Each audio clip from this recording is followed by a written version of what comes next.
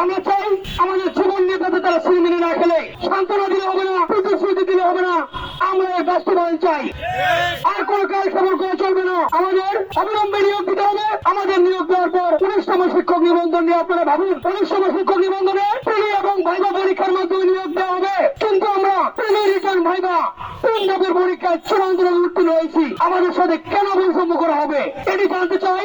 NTRC কর্তৃপক্ষের নিকট জানতে চাই, এনটিআরসির মাননীয় চেয়ারম্যান স্যারের নিকট জানতে চাই। আপনি একজন দায়িত্বশীল জায়গা থেকে কোন প্রকার বৈষম্য করতে পারেন না।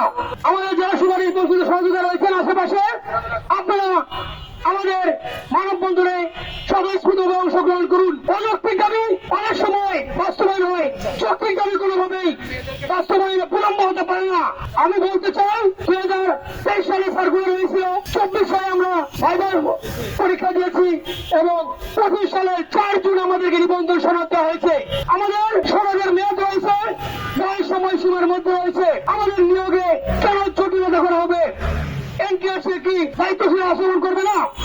তাদের নিকট আমরা চাই আমাদের জীবন নিয়ে যাতে তারা সিনেমিনে না খেলে। রাষ্ট্রের দায়িত্বশীলদের নিকট আমরা দায়িত্বশীলদের হস্তক্ষেপ কামনা করছি। দেশের যারা শিক্ষাবিদ রয়েছেন তাদের আমরা সদয় দৃষ্টি আকর্ষণ করছি। এই সিস্টেম চেঞ্জ হওয়া উচিত। বৈষম্য বাংলাদেশে চলতে দেওয়া হবে না। অতীতে সময় সময়ে